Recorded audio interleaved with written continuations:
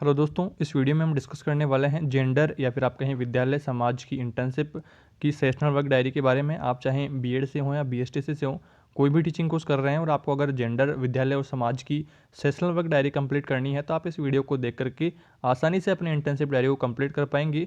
और इससे रिलेटेड दोस्तों सभी प्रकार की जो डायरियाँ हैं उनकी प्लेलिस्ट मैंने चैनल पर बना दी है, जिनके लिंक डिस्क्रिप्शन में डाल दिए हैं। बीएड की अलग प्लेलिस्ट बनी हुई है, बीएसटीसी की अलग प्लेलिस्ट बनी हुई है, जिनके लिंक डिस्क्रिप्शन में है। वहाँ से आप अपनी इंटर्नशिप डायरियों को आसानी से कंप्लीट कर पाएंगे। तो आइए गाइस, वीडियो को शुरू करते हैं। और चैनल पर नए हैं तो सब्सक्राइब कर लेना है, बेल नोटिफिकेशन को ऑल पर सेलेक्ट कर लेना है। सबसे पहले आपको पहला टॉपिक डालना है समाजीकरण का अर्थ तथा परिभाषा। इसमें आपको लिखना है समाजीकरण वह प्रक्रिया है जिसके द्वारा व्यक्ति अपने समाज से जीवन शैली सीखता है और समाज में समायोजन करता है। मनुष्य जिस समाज के बीच जन्म लेता है और रहता है उसे उस समाज की भाषा, रहन सहन, खान पान एवं आचरण की विधियां और रीति रिवाज सीखने होते हैं। बिना उन्हें सीखे वह उस समाज में समायोजन नहीं कर सकता। यह सब कार्य एक दिन में नहीं सीखता, वह सब सीखने में काफ़ी समय लगता है। जन्म से कुछ दिन बाद वह अपने समाज के रीति रिवाज सीखने लगता है और तदनुकूल आचरण कर अपने समाज में समायोजन कर लेता है। संक्षेप में समाजीकरण की प्रक्रिया के आधार अंतः प्रक्रिया है। दूसरे शब्दों में समाजीकरण का अर्थ उस प्रक्रिया से है जिसके द्वारा व्यक्ति अन्य व्यक्तियों से अंतः प्रक्रिया करता हुआ सामाजिक और विश्वासों, रीति रिवाजों तथा परंपराओं एवं अभिवृत्तियों को सीखता है। तथा इस प्रक्रिया के द्वारा व्यक्ति जन कल्याण की भावना प्रेरित करते हुए अपने आप को अपने परिवार, पड़ोस तथा अन्य सामाजिक गुणों के अनुकूल बनाने का प्रयास करता है, जिससे वह समाज का एक श्रेष्ठ, उपयोगी तथा उत्तरदायी सदस्य बन जाए तथा उक्त सभी सामाजिक संस्थाएं एवं वर्ग उसकी प्रशंसा करते रहें। इस प्रकार समाजीकरण की संपूर्ण प्रक्रिया अंतः प्रक्रिया अथवा सामाजिक कार्य के अंतर्गत आती है। व्यक्ति को सामाजिक स्वरूप देने वाली प्रक्रिया के समाजीकरण की संज्ञा दी जाती है। आगे आपको टॉपिक डालना है समाजीकरण की प्रक्रिया। तो समाजीकरण की प्रक्रिया द्वारा बालक को सामाजिक बनाया जाता है। इस प्रक्रिया के विभिन्न कारक हैं, जिसमें से महत्वपूर्ण कारक निम्नलिखित हैं। पहला आपको टॉपिक डालना है इसमें पालन पोषण। बालक के समाजीकरण में पालन पोषण का गहरा प्रभाव पड़ता है। जिस प्रकार का वातावरण बालक को प्रारंभिक जीवन से मिलता है तथा जिस प्रकार के माता पिता का बालक का पालन पोषण करते हैं, उसी के अनुसार बालक में भावनाएं तथा अनुभूतियों की विकसित की जाती है। इसका अर्थ यह है कि जिस बालक की देखभाल उचित ढंग से नहीं होती, उसमें समाज विरोधी आचरण या हीन भावना उत्पन्न हो जाती है। दूसरा है सहानुभूति। तो इसमें भी आपको इसी तरह से लिखना है कि पालन पोषण की भांति सहानुभूति का भी बालक को समाजीकरण में गहरा प्रभाव पड़ता है। ध्यान देने की बात है कि शैशव अवस्था में बालक अपनी सभी आवश्यकताओं की पूर्ति के लिए परिवार के अन्य सदस्यों पर निर्भर रहता है। दूसरे शब्दों में अन्य व्यक्तियों द्वारा बालकों की आवश्यकताओं को पूरा किया जाता है। यहाँ इस बात को ध्यान में रखना आवश्यक है कि बालक की सभी आवश्यकताओं को पूरा करना ही सब कुछ नहीं है, वरन उसके साथ सहानुभूति की आवश्यकता भी है।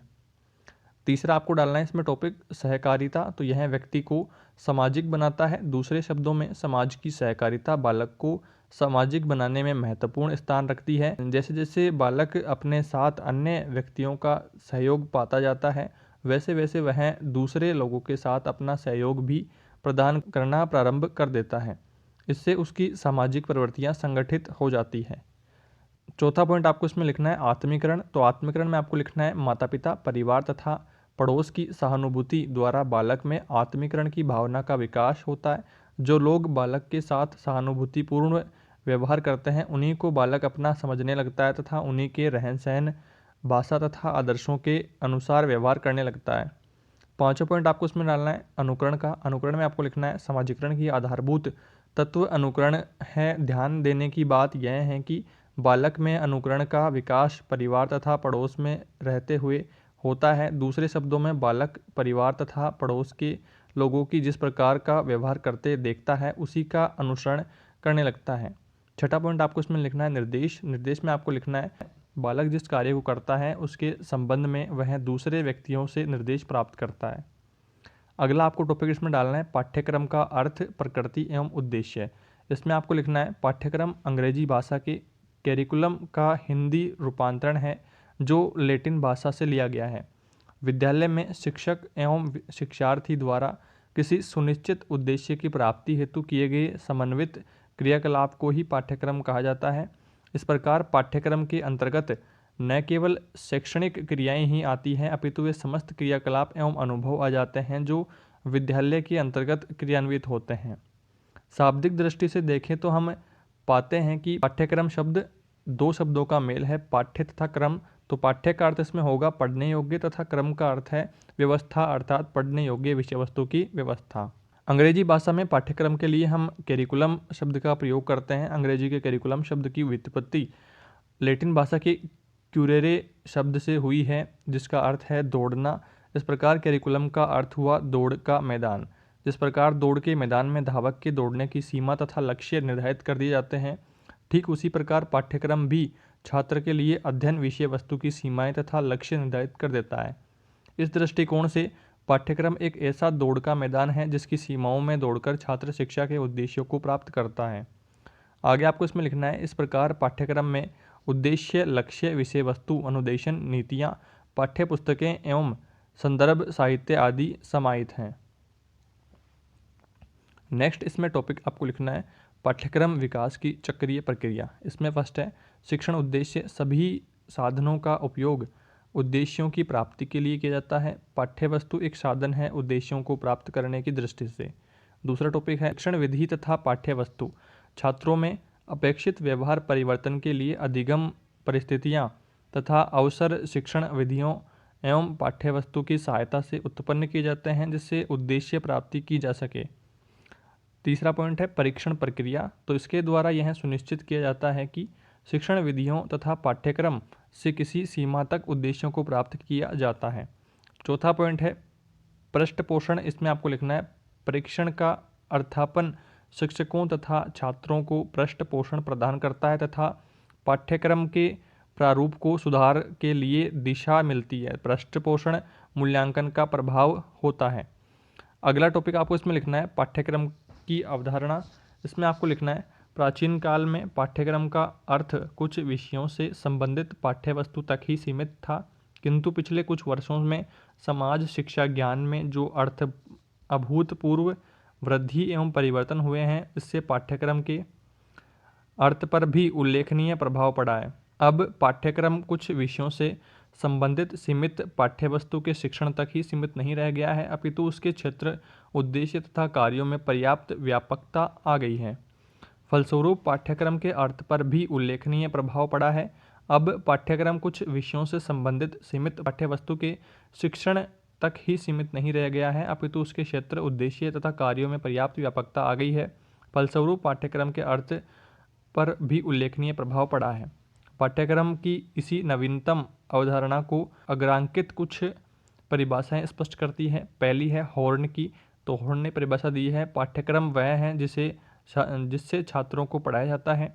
यह अधिगम तथा निष्क्रिय अध्ययन से व्यापक है। इसमें व्यवसाय, उत्पादन, उपलब्धि, अभ्यास तथा विविध क्रियाओं का समावेश होता है। इसमें शासक क्रियाओं के साथ साथ स्नायु मंडल में संबंधित क्रियाएं भी सम्मिलित होती हैं। दूसरी है क्रो एंड क्रो की। इसमें आपको लिखना है पाठ्यक्रम में छात्र के वे सभी अनुभव सम्मिलित रहते हैं जिन्हें वह विद्यालय में या विद्यालय से बाहर प्राप्त करता है। इन अनुभवों को इस प्रकार एक पाठ्यक्रम के रूप में व्यवस्थित तथा नियोजित किया जाता है जिससे वह छात्रों के मानसिक, शारीरिक, सामाजिक, भावात्मक विकास को अग्रसित कर सके। नेक्स्ट आपको टॉपिक डालना है पाठ्यक्रम के प्रकार। तो समाज परिवर्तनशील है। समाज की परिवर्तनशीलता के कारण शिक्षा तथा उसके समस्त अंग भी परिवर्तनशील हो जाते हैं। इस परिवर्तनशीलता के कारण ही विभिन्न कालों में विभिन्न प्रकार के पाठ्यक्रम देखने को मिलते हैं। वर्तमान में हम मोटे तौर पर निम्नांकित 6 प्रकार के पाठ्यक्रमों को देखते हैं। पहला है विषय केंद्रित, दूसरा है क्रिया केंद्रित, तीसरा है अनुभव केंद्रित, चौथा है जीवन केंद्रित, पांचवा है कार्य केंद्रित और छठा है कोर पाठ्यक्रम। नीचे आपको नेक्स्ट टॉपिक डालना है पाठ्यक्रम निर्माण का सिद्धांत क्या क्या है, किन किन सिद्धांतों पर पाठ्यक्रम का निर्माण होता है। तो पहला आपको इसमें लिखना है बाल केंद्रीयता का सिद्धांत, दूसरा है जीवन से संबंधित होने का सिद्धांत, तीसरा है रचनात्मक एवं सृजनात्मक शक्तियों के उपयोग का सिद्धांत, चौथा है खेल और कार्य की क्रियाओं के अंतर का सिद्धांत, पांचवा है सांस्कृतिक तथा सभ्यता के ज्ञान का सिद्धांत, छठा है अनुभवों की पूर्णता का सिद्धांत, सातवां है संपूर्ण आचरण के आदर्शों की प्राप्ति का सिद्धांत।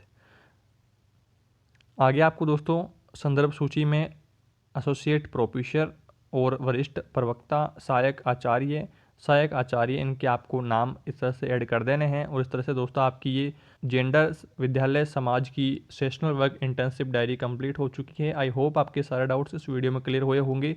फिर भी दोस्तों इस रिलेटेड आपके कोई भी डाउट्स रहते हैं, कोई भी क्यूरीज रहती है, कमेंट बॉक्स में आपको जरूर बताना है। और इससे रिलेटेड सभी प्रकार की जो इंटर्नशिप डायरियाँ हैं उनके लिंक मैंने डिस्क्रिप्शन में प्रोवाइड करवा दिए हैं, या फिर आप चैनल पर विजिट करके प्लेलिस्ट ऑप्शन पर जाकर के वहाँ से सभी इंटर्नशिप डायरियाँ आप आसानी से कंप्लीट कर पाएंगे। Thank you so much.